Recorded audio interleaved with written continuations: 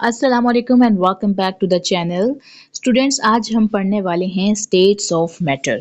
ये केमिस्ट्री का दूसरा टॉपिक है। इससे पहले हम पहला टॉपिक ब्रांचेस ऑफ केमिस्ट्री पढ़ चुके हैं, जिसका लिंक भी हमारी यूट्यूब की प्लेलिस्ट में मौजूद है। ये उसमें हमारा लेक्चर नंबर 2 है।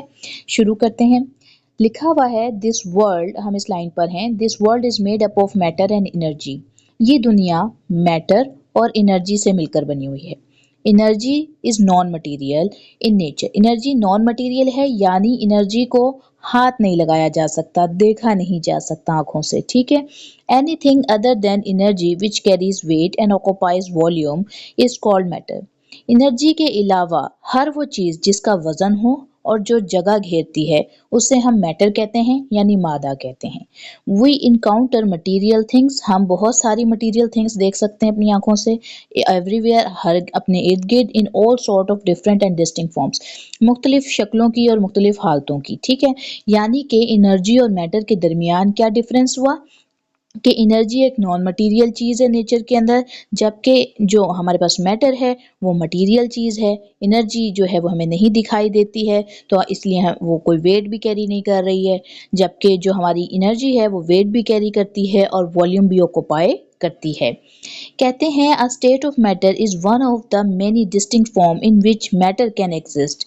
जो स्टेट ऑफ मैटर है ये बताता है कि मैटर किस हालत में मौजूद है, ठीक है। We observe 4 state of matter in everyday life. हम 4 किस्म की मैटर देखते हैं अपने इर्द गिर्द रोजमर्रा की जिंदगी में। अब वो कौन कौन से हैं? सबसे पहले आ जाता है सॉलिड, फिर लिक्विड, फिर गैस एंड फिर प्लाज्मा। तो यानी कहते हैं कि जो हम अपने इर्द गिर्द रोजमर्रा की दुनिया में 4 स्टेट्स ऑफ मैटर देखते हैं, उनमें एक है हमारे पास सॉलिड यानी कि सख्त चीज़ें, लिक्विड यानी कि पानी की तरह की चीज़ें, गैस यानी कि हवा की तरह की चीज़ें, और प्लाज्मा यानी कि जो स्पेस में मौजूद होती हैं चीज़ें, जो हमारे फ्लोरेसेंट ट्यूब्स के अंदर मौजूद हो सकती हैं, लाइटनिंग बल्ब्स के अंदर यूज़ हो सकती हैं, ठीक है। अपार्ट फ्रॉम दीज, इन सब चार अहम स्टेट्स ऑफ मैटर के अलावा there are more states of matter, इसके अलावा भी बहुत सारी स्टेट्स ऑफ मैटर हैं which we do not see in our daily life, जो हम अपनी रोज़मर्रा की ज़िंदगी में नहीं देखते। इसके अलावा और भी स्टेट ऑफ मैटर एग्जिस्ट करते हैं, लेकिन हम उनको रोज़मर्रा की डेली लाइफ के अंदर एक्सपीरियंस नहीं कर रहे होते हैं, ठीक हो गया। अच्छा जी, आगे चलते हैं। अच्छा, लिखा है the 3 primary states of matter are the solid, liquid and gases. अब जो 3 प्राइमरी स्टेट्स ऑफ मैटर कौन से हैं? सॉलिड, लिक्विड एंड गैसेस हैं। They are different from each other due to different strength of intermolecular forces. ये तीनों यानी solid, liquid और गैसेस एक दूसरे से मुख्तलिफ हैं। किस बुनियाद पर? इंटरमोलिकुलर फोर्सेस की बुनियाद पर, द अरेंजमेंट ऑफ पार्टिकल्स की बुनियाद पर, अरेंजमेंट ऑफ पार्टिकल्स की बुनियाद पे, and the distance between the particles. कहते हैं कि जो 3 स्टेट्स ऑफ मैटर हैं, कौन कौन से? सॉलिड, लिक्विड और गैसेस, वो एक दूसरे से मुख्तलिफ हैं। किन 3 बुनियादों पर? पहला हमारे पास क्या है? Intermolecular forces. दूसरा हमारे पास क्या है? The arrangement of particles. तीसरा हमारे पास क्या है? The distance between the particles. In 3 basis पे सॉलिड, लिक्विड और गैसेस एक दूसरे से मुख्तलिफ हैं। अब कैसे मुख्तलिफ हैं ये देख लेते हैं हम, ठीक है। अब हम ये देखने वाले हैं कि सॉलिड, लिक्विड और गैसेस एक दूसरे से किस तरह से मुख्तलिफ हैं। गैसेस की बात करते हैं तो कहता है कि जो हमारे पास गैसेस होती हैं, molecules are very widely apart with no order whatsoever and very weak intermolecular forces. क्या बात लिखी है उसने गैसेस के लिए? उसने गैसेस के लिए कहा कि इसमें जो मॉलिक्यूल्स होते हैं वो एक दूसरे से बहुत ज़्यादा फासले पर होते हैं। अब मॉलिक्यूल्स एक दूसरे से फासले पर हैं, इसका मतलब क्या है? उनके दरमियान वीक इंटरमोलिकुलर फोर्सेस हैं, यानी मॉलिक्यूल्स के दरमियान उनको जोड़ने की जो ताकत है वो कमज़ोर है। आप मान के चलें कि एक मॉलिक्यूल इधर है और एक मॉलिक्यूल इधर है, और अब मान के चलें कि एक मॉलिक्यूल इधर है, एक मॉलिक्यूल इधर है, ठीक है। इसको हम नाम दे देते हैं 1 का, इसको दे देते हैं 2 का, इसको दे देते हैं 3 का, और इसको दे देते हैं 4 का। एक फोर्स इन दोनों मॉलिक्यूल्स के दरमियान लग रही है और एक फोर्स इन दोनों मॉलिक्यूल्स के। अब कौन सी फोर्स ज़्यादा है और कौन सी कम? ऑब्वियसली इन दोनों को फोर्स कम लगानी पड़ रही है, ठीक है। तो ये मॉलिक्यूल्स क्या है? एक दूसरे के करीब हैं और इनकी मॉलिक्यूलर फोर्सेस क्या होंगी? ज़्यादा होंगी। जबकि ये वाले जो मॉलिक्यूल्स हैं 1 और 2, ये एक दूसरे से बहुत बड़े फासले पर हैं, जिसकी वजह से इनके दरमियान जो फोर्स है वो कमज़ोर है, ठीक हो गया। तो यानी जो 1 और 2 था हमारे पास, वो हालत कब होती है? जब गैसेस हों। यानी गैसेस में मॉलिक्यूल्स एक दूसरे से फासले पर होते हैं, जिसकी वजह से इनके दरमियान इंटरमोलिकुलर फोर्सेस कमज़ोर होती हैं। All these features make gases easily compressible. यही वजह है कि जिसकी वजह से जो गैसेस होती हैं वो कंप्रेसिबल होती हैं और इनकी जो डेंसिटी होती है वो बहुत कम होती है। ठीक है, क्या वजह है गैसेस के कंप्रेसिबल होने की और उनके डेंसिटी लो होने की? वजह ये है उनके डेंसिटी के लो होने की और गैसेस के कंप्रेसिबल होने की कि उनके दरमियान मॉलिक्यूल्स फासले पर होते हैं और जो उनके इंटरमॉलिक्यूलर फोर्सेस होती हैं वो कमज़ोर होती हैं। अब बात करते हैं लिक्विड्स की। लिक्विड्स जो हैं वो मॉलिक्यूल्स उनके जो हैं वो क्लोजली अटैच्ड होते हैं एक दूसरे से, लेकिन रैंडमली अरेंज्ड हैं, यानी कि इस तरीके से मॉलिक्यूल्स रखे हुए हैं, कोई मॉलिक्यूल यहाँ है, कोई मॉलिक्यूल यहाँ, ये एक दूसरे के करीब हैं पर इनमें कोई सीक्वेंस नहीं है अरेंजमेंट का, जिसकी वजह से इनके दरमियान एक गैसेस की निस्बत तो इंटरमोलिकुलर फोर्सेस मौजूद होती हैं, लेकिन इतनी ज़्यादा नहीं होती जितनी सॉलिड्स में पाई जाएंगी। ठीक है, इसलिए जो लिक्विड्स हैं इनके अंदर भी ये नॉट इजीली कंप्रेसिबल, ये गैसेस की निस्बत इजीली कंप्रेसिबल नहीं होते और गैसेस की निस्बत इनकी जो डेंसिटी होती है वो भी हायर होती है, लिखा हुआ भी है, and their densities have higher values than those of gases. Gases की निस्बत इनकी डेंसिटीज हायर होती हैं। अब बात कर लेते हैं हम किसकी? सॉलिड की। हमने अब तक बात करी पहले किसकी? सबसे पहले हमने बात करी गैसेस की, फिर हमने बात करी लिक्विड की, अब बात करने जा रहे हैं सॉलिड की।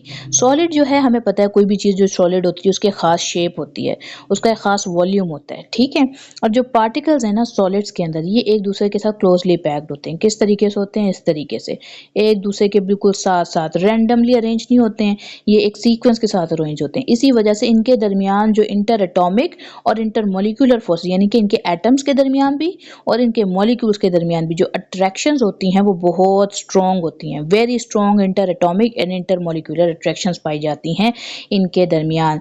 The particles in solids remain fixed at their positions. इनकी पार्टिकल जो है सॉलिड्स के अंदर वो अपनी पोजीशन पर फिक्स रहते हैं, एट देयर पोजीशंस, अपनी पोजीशंस पे, when they can, where they can oscillate about their mean position. यानी कि जो पार्टिकल्स हैं वो अपनी जगह पर फिक्स्ड रहते हैं लेकिन वो वाइब्रेट कर सकते हैं, यानी कि इस तरीके से इन दो डायरेक्शंस में ये पार्टिकल्स अपने आप को मूवमेंट शो कर सकते हैं लेकिन वहीं पर मौजूद रहते हैं। ठीक हो गया, तो हमें समझ आ गया कि इन तीनों चीज़ों के दरमियान क्या डिफरेंस आ रहा होता है। अब थोड़ा सा नीचे पढ़ते हैं क्या लिखा हुआ है अभी, और यहाँ हमें बता रहे हैं वो कि इसी वजह से जो सॉलिड्स हैं वो इनकम्प्रेसिबल होते हैं और रिजिड होते हैं, यानी कि जो सॉलिड्स हैं उनके पार्टिकल्स फिक्स्ड होते हैं अपनी जगह पर और फिक्स्ड पोजीशंस की, और वो अपनी ही जगह पर ऑक्सीलेट करते हैं मीन पोजीशंस के अराउंड, इसलिए ये इनकम्प्रेसिबल होते हैं और रिजिड होते हैं सॉलिड। तो आप इन तीनों के दरमियान लाइन लगाकर ना डिफरेंसेस भी लिख सकते हैं on the basis of their particles, ये कि इनके दरमियान जो है एक में सॉलिड्स में सबसे ज़्यादा स्ट्रॉन्ग इंटरमोलिकुलर फोर्सेज हैं, लिक्विड के अंदर as compare to solid less intermolecular forces होती हैं, और जो गैसेज होते हैं उसमें सबसे कम इंटरमोलिकुलर फोर्सेज होती हैं। दूसरा पॉइंट तीनों के दरमियान जो आप डिफरेंस करेंगे लिख सकते हैं वो ये है कि जो हमारे पास सॉलिड्स होते हैं इनके जो पार्टिकल्स हैं वो कह लें कि एक फिक्स्ड पोजीशन में अरेंज होते हैं, लिक्विड्स के फिक्स पोजीशन में रैंडमली अरेंज होते हैं और गैसेस के वाइड रेंज पे अरेंज होते हैं पार्टिकल्स। ठीक है, और फिर आप तीसरा इनके दरमियान ये डिफरेंस लिख सकते हैं कि जो हमारे पास सॉलिड्स हैं ये इनकम्प्रेसिबल होते हैं, लिक्विड्स जो है वो डिफ़िकल्ट टू कंप्रेस होते हैं और जो गैसेस हैं वो कंप्रेसिबल इन स्टेट होती हैं। फिर आप इनमें एक डिफरेंस चौथा ये लिख सकते हैं कि सॉलिड जो होते हैं वो रिजिड होते हैं, जो हमारे पास गैसेस होती हैं वो लिक्विड जो होते हैं वो हमारे पास रिजिड नहीं होती हैं। ठीक है, इसी तरह गैसेस भी हमारे पास रिजिड इन स्ट्रक्चर नहीं होती हैं। तो ये आप इनके दरमियान डिफरेंस लिख सकते हैं। फिर इनकी डेंसिटीज़ के ऊपर डिफरेंस लिख सकते हैं कि जो सॉलिड्स होते हैं इनकी डेंसिटी सबसे ज़्यादा होती है, फिर लिक्विड की होती है और फिर गैसेस की। तो ये इनके दरमियान 5 या 6 पॉइंट्स आप लाइन लगा के डिफरेंसेस बना सकते हैं। आगे लिखा हुआ है the densities of solids are very high. जो डेंसिटीज हैं सॉलिड की जो अभी हमने बात करी वो बहुत ज़्यादा होती है। Solids are the only state of matter which do not need any container to be stored. Solid को कोई कंटेनर की ज़रूरत नहीं होती स्टोर करने की। अब आपने देखा होगा कि हम कहते हैं भाई हॉस्पिटल्स में क्या यूज़ होता है, ऑक्सीजन के सिलेंडर्स यूज़ होते हैं। ठीक है, कार्बन डाइऑक्साइड के सिलेंडर्स बाज़ जगहों पर यूज़ किए जाते हैं। आप घर में जो गैस यूज़ करते हैं उसमें अक्सर घर में गैस ना हो रही हो तो क्या कहते कहते हैं कि भाई सिलेंडर ले आओ गैस का, ठीक है। उसमें क्या होता है, गैस को कंप्रेस करके लाया जाता है और फिर आप आहिस्ता आहिस्ता जैसे उसकी नॉब ऑन करते हैं तो उसमें थोड़ी थोड़ी गैस आती है जिसको आप इग्नाइट करके आप अपना खाना उस पर पकाते हैं, ठीक है। तो गैस को हम किस चीज़ में स्टोर करते हैं, कंटेनर्स में स्टोर कर सकते हैं। लिक्विड भी हम किस चीज़ में, पानी के जो लिक्विड होता है, हमने ग्लास में पानी पीते हैं, हम हाथ में तो नहीं पीते ना, ऐसे तो नहीं है कि पानी हमारे पास एक हार्ड बॉल और हम उसको पी रहे हो, ऑब्वियसली हम उसके लिए ग्लास का इस्तेमाल कर रहे होते हैं। तो लिक्विड हम हमेशा कंटेनर्स का इस्तेमाल करते हैं, लेकिन सॉलिड के लिए हमें किसी लिक्विड की, किसी कंटेनर की ऐसा ज़रूरत नहीं होती। क्या हमें किसी टेबल को जो है वो किसी कंटेनर में रखने की ज़रूरत होती है, या किसी बेड को हमें किसी कंटेनर में रखने की ज़रूरत होती है? हम उसको सॉलिड चीज़ को एज इट इज़ यूज़ कर सकते हैं। तो अब बात कर रहे हैं यहाँ पर इन क्रिस्टलाइन सॉलिड्स की, कि पार्टिकल्स आर परफेक्टली अरेंज, जो क्रिस्टल सॉलिड्स, और फिर उसके अंदर एक टाइप कौन सी होती है, क्रिस्टलाइन सॉलिड्स। क्रिस्टलाइन सॉलिड्स क्या होते हैं, वो होते हैं जिनमें जो पार्टिकल्स होते हैं वो बहुत अच्छे तरीके से एक दूसरे के साथ अरेंज होते हैं, उनके पार्टिकल्स करीब करीब होते हैं और स्ट्रॉन्गली बॉन्डेड, और एक दूसरे से करीब होने के अलावा वो स्ट्रॉन्गली एक दूसरे के साथ अटैच्ड भी होते हैं। अब ये जो पार्टिकल्स हैं, इनकी बुनियाद पे हमने पहले भी ऊपर एक बात कही, क्या कि ये पार्टिकल्स हमें बताते हैं कि कोई चीज़ कंप्रेसिबल है या नहीं है। क्योंकि जब हमारे पास हमने बात करी गैसेस की तो पार्टिकल साइज, पार्टिकल दूर दूर थे तो गैस कंप्रेसिबल थी, हमने कहा। लिक्विड के अंदर कम थे तो हमने कहा डिफिकल्ट है कंप्रेसिबल। सॉलिड में हमने क्या कहा था कि पार्टिकल्स बहुत करीब करीब थे तो वो इनकम्प्रेसिबल थी बिल्कुल। इसी तरह कहता है कि जो क्रिस्टलाइन सॉलिड्स हैं, दिस मेक्स देम, कि इनके पार्टिकल्स परफेक्टली अरेंज थे, स्ट्रांगली बॉन्डेड थे, इसी वजह से ये ऑलमोस्ट इनकम्प्रेसिबल होते हैं। They are most dense substances, और जब ये कंप्रेस होते हैं, इनकम्प्रेसिबल होते हैं सॉरी, तो इसी तरह ये मोस्ट डेंस सब्सटेंसेस भी समझे जाते हैं। ठीक हो गया। अब हम पढ़ने जा रहे हैं fourth state of matter. Fourth state of matter हमारे पास क्या है जी, फोर्थ स्टेट ऑफ मैटर हमारे पास है plasma. Plasma is not so generally seen form of matter. ये मैटर की वो फॉर्म है जो हम आम तौर पर नहीं देख रहे होते हैं। It is composed of particles, ये बहुत सारे पार्टिकल्स से मिलकर बनी हुई है। वो पार्टिकल्स क्या हैं, वो वेरी हाई काइनेटिक एनर्जी रखते होते हैं।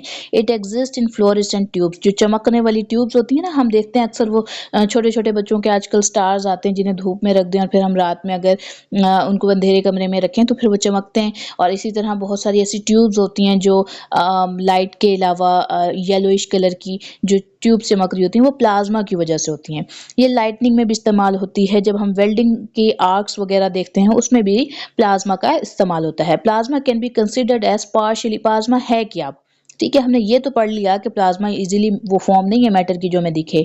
हमने ये भी बता दिया इसमें जो पार्टिकल्स हैं वो हाई काइनेटिक एनर्जी रखते होते हैं। एक पॉइंट ये हो गया कि ये इजीली दिखने वाली फॉर्म नहीं है प्लाज्मा की। दूसरा पॉइंट हो गया कि ये हमारे पास जो है इसके जो पार्टिकल्स हैं वो हाई काइनेटिक एनर्जी रखते हैं। तीसरा हमने इसकी एप्लीकेशन देख ली कि भाई ये फ्लोरेसेंट ट्यूब्स में पाए जाते हैं, लाइटनिंग में पाए जाते हैं, वेल्डिंग आर्क्स में पाए जाते हैं। अब चौथी बात क्या आ गई, जो प्लाज्मा है हमारे पास ये होता क्या है, इसकी डेफिनेशन क्या है। प्लाज्मा कैन बी कंसीडर्ड, इसे समझा जा सकता है as a partially ionized gas, यानी आयनाइज्ड पार्शियली यानी कि आधा आयोनाइज्ड गैस, आयंस बनी हुई गैस समझा जा सकता है। आधा आयंस बनी हुई गैस हम प्लाज्मा को कंसीडर कर सकते हैं, जिसके अंदर क्या होते हैं, कंटेनिंग, वो रखता है अपने अंदर इलेक्ट्रॉन्स, इलेक्ट्रॉन्स रखता है, आयंस रखता है, फोटॉन्स रखता है, एटसेट्रा। ठीक है, ये प्लाज्मा जो है वो पार्शियली आयनाइज्ड गैस है जिसमें इलेक्ट्रॉन्स, आयंस, फोटॉन्स और बहुत सारी और चीजें मौजूद होती हैं। तो ये आ गया हमारे पास प्लाज्मा के बारे में इंफॉर्मेशन। ठीक हो गया। अब हम आगे चलते हैं। कहता है जी कि matter also exist in intermediate forms. Matter जो है वो इंटरमीडिएट फॉर्म्स में भी एग्जिस्ट कर सकता है। ठीक है, एक सेकेंड। अच्छा जी, इंटरमीडिएट फॉर्म्स में भी एग्जिस्ट कर सकता है, वेयर लिक्विड मीट्स गैसेस। हाँ, अब क्या कह रहा है कि मैटर जो है वो इस तरह की हालतों में भी हो सकता है जहाँ लिक्विड और गैस एक साथ हों, एंड लिक्विड मीट सॉलिड, या लिक्विड और सॉलिड एक साथ हों। For example super critical fluids. अब इसकी एग्जांपल क्या है, सुपर क्रिटिकल फ्लूइड। कहता है मैटर जो है वो इंटरमीडिएट हालत में भी हो सकता है, रादर देन कि वो प्योर सॉलिड हो या प्योर लिक्विड हो या प्योर गैस हो। ऐसा भी हो सकता है कि लिक्विड के अंदर कुछ हद तक गैस मिली हुई हो या लिक्विड के अंदर कुछ हद तक सॉलिड मिला हुआ हो, और ऐसी चीज़ों चीज़ों को हम सुपर क्रिटिकल फ्लूइड्स के एग्जांपल्स में देख सकते हैं। ऐसी चीज़ें हम और कहाँ देख सकते हैं? लिक्विड क्रिस्टल्स की फॉर्म में देख सकते हैं, ग्राफीन की फॉर्म में देख सकते हैं। अब सुपर क्रिटिकल फ्लूइड्स होते क्या हैं? ये हाईली कंप्रेस्ड स्टेट्स हैं, हाईली कंप्रेस्ड स्टेट्स हैं which shows both properties of gases and liquids. Super critical fluid क्या है हमारे पास? यहाँ शॉर्ट क्वेश्चन भी बन सकता है हमारे पास कि what is super critical fluid, right example. ठीक है, तो आप बताएंगे कि भाई सुपर क्रिटिकल फ्लूइड जो होता है ये हाईली कंप्रेस्ड स्टेट है जिसके अंदर गैसेस और लिक्विड्स दोनों की प्रॉपर्टीज शामिल हो सकती हैं। Chemical reaction which may not be carried out in conventional solvents, ऐसे रिएक्शंस जो कि सिंपल नॉर्मल जो सॉल्वेंट्स लैब में मौजूद होते हैं अगर उनमें नहीं हो सकते तो उनको किन के अंदर किया जाता है? उनको सुपर क्रिटिकल फ्लूइड की मदद से किया जाता है। अब इसकी एग्जांपल क्या है? कार्बन डाइऑक्साइड, यानी क्या करेंगे ऐसे रिएक्शंस जो पानी की हालत में मौजूदगी में या फिर वो कह लें कि एसिड की मौजूदगी में या बेस की मौजूदगी में नहीं किए जा सकते, उन रिएक्शंस को केमिस्ट्री में सुपर क्रिटिकल फ्लूइड की मौजूदगी में किया जाता है। सुपर क्रिटिकल फ्लूइड क्या है? जिनके अंदर गैसेस और लिक्विड्स दोनों की प्रॉपर्टीज हों, और ये हमारे पास एग्जांपल आ जाएगी कार्बन डाइऑक्साइड की, CO2 हम इसका फॉर्मूला भी लिख सकते हैं। ठीक हो गया। अब यहाँ हमारे पास इसने दिखाया हुआ है कि सॉलिड के अंदर पार्टिकल्स आप यहाँ देखो किस तरीके से अरेंज हुए हुए हैं, बिल्कुल एक देखें ना सीक्वेंस, एक लाइन में बैठे हुए हैं पार्टिकल्स, 3 लाइनें बनी हुई हैं यहाँ पार्टिकल्स की। ठीक है, और जो हमारे पास लिक्विड है देखें इसमें डिस्टेंस है मॉलिक्यूल्स के दरमियान में, और जो गैसेस हैं इनके डिस्टेंसेस लिक्विड और गैस सॉलिड, लिक्विड और सॉलिड की मिकदार में गैसेस में जो पार्टिकल्स हैं वो बहुत रेंडमली अरेंज्ड हैं। ये बात हम ऊपर भी डिस्कस कर चुके हैं। ठीक हो गया। अच्छा जी, आगे आ जाते हैं। अब कहता है कि लिक्विड क्रिस्टल क्या है। अभी ऊपर हमने एक चीज पढ़ ली थी, वो क्या था? Super critical fluid. अब दूसरी बात आ गई कि लिक्विड क्रिस्टल। यहाँ भी एक शॉर्ट क्वेश्चन बन सकता है कि what is liquid crystal, right example. ठीक है, तो liquid crystal is a state of matter. ये तीनों हालतें हम बात कहाँ कर रहे हैं इनकी? अभी हमने प्राइमरी स्टेट्स ऑफ मैटर कौन कौन सी पढ़ी थी? प्राइमरी स्टेट्स ऑफ मैटर हमने 4 पढ़ी थी, solid, liquid, gas and plasma. फिर हमने कहा कि इंटरमीडिएट स्टेट ऑफ मैटर भी हो सकते हैं, वो कौन कौन से थे? Supercritical fluid, liquid crystal and graphenes. Liquid crystal supercritical fluid हमने पढ़ लिया जिसमें गैसेस एंड लिक्विड दोनों मौजूद हों। लिक्विड क्रिस्टल की बात कर रहे हैं, is a state of matter, ये ऐसी स्टेट ऑफ मैटर है whose properties are between those of conventional liquids and those of crystalline solids. Liquid crystal वो है जिसकी प्रॉपर्टीज किन दो चीजों के दरमियान में वेरी कर रही हैं? कन्वेंशनल लिक्विड हो सकता है और क्रिस्टलाइन सॉलिड, इसके दरमियान में इसकी खसूसियात होंगी, इसकी प्रॉपर्टीज होंगी। Liquid crystals are used in display devices. ये कहाँ इस्तेमाल की जाती हैं? ये नजर आने वाली डिवाइसेस में इस्तेमाल करते हैं। वो कौन सी डिस्प्ले डिवाइसेस कौन सी हो सकती हैं? जैसे कि कंप्यूटर के मॉनिटर्स, जो हम अपनी स्क्रीन्स देखते हैं उसके अंदर लिक्विड क्रिस्टल्स यूज किए जा सकते हैं, यानी कि क्रिस्टलाइन किस्म के सॉलिड स्ट्रक्चर्स हमें वो छोटे छोटे कह सकते हैं ना इमेजेस बनती हुई नजर आ रही होती हैं। हम अपने मोबाइल स्क्रीन पे जो इमेज देख रहे हैं, ये जो इमेज हमारे पास बन रही है, अगर मोबाइल टूट जाता है तो एकदम से ये ब्लैंक हो सकता है। तो इसके अंदर क्या है? क्रिस्टलाइन सॉलिड और लिक्विड दोनों को कन्वेंशनल तरीके से इंक्लूड किया गया है। तो हमारी जो क्लॉक्स हैं उसमें भी इसका इस्तेमाल होता है, वॉचेस में भी होता है, और जो नेविगेशन सिस्टम्स होते हैं यानी कि जो हमें नॉर्थ साउथ के बारे में बता रहे होते हैं पर्टिकुलरली, उनमें भी लिक्विड क्रिस्टल्स का इस्तेमाल किया जाता है। अब बात करते हैं कि graphene. Graphene is an example of 2 dimensional crystal. Graphene किसकी एग्जाम्पल है? ये 2 डायमेंशन क्रिस्टल की एग्जाम्पल है। ये काले रंग का मटेरियल होता है जो मैग्नेटिक प्रॉपर्टीज भी रखता होता है और बहुत सारी एप्लीकेशंस में इसका इस्तेमाल किया जाता है। इसको कह लें कि मेडिकल फील्ड में भी लोग इस्तेमाल करते हैं, इसको सोलर सिस्टम्स के अंदर भी इस्तेमाल किया जाता है और बहुत सारी जगहों पे इस्तेमाल कर सकते हैं। ये होता क्या है? ग्राफीन है क्या? ये एक तो 2 डायमेंशन क्रिस्टल है, सिंगल लेयर है ऑफ कार्बन एटम्स। ये कार्बन एटम्स की से मिलकर बना होता है जो कि हेक्सागोनल पैटर्न्स में बना है। हेक्सागोनल का मतलब क्या है? कि 6 कोनों वाला। ठीक है, यानी इस तरीके से यहाँ पर हमारे पास ये एटम्स जो होते हैं ना, इसके आप समझ सकते हैं कि अरेंज हुए हुए होते हैं। हेक्सागोनल पैटर्न में कार्बन एटम्स जब अरेंज हुए हुए हों हमारे पास तो हम उसे ग्राफीन कह सकते हैं। ठीक है, और ये 2 डायमेंशनल क्रिस्टल होता है हमारे पास, और इसकी प्रॉपर्टीज क्या आ जाती हैं कि ये टफ है, फ्लेक्सिबल है, लाइट मटेरियल है और हाई रेजिस्टेंस रखता है। ग्राफीन की क्या क्या प्रॉपर्टीज हैं? ये टफ है, ये फ्लेक्सिबल है, ये लाइट है यानी कि हल्का है और इसकी हाई रेजिस्टेंस है। और ये होता क्या है, इसकी डेफिनेशन क्या है कि ये 2 डायमेंशनल क्रिस्टल है, single layer of carbon atom से मिलकर बना हुआ है, जो कि हेक्सागोनल पैटर्न में मौजूद होते हैं।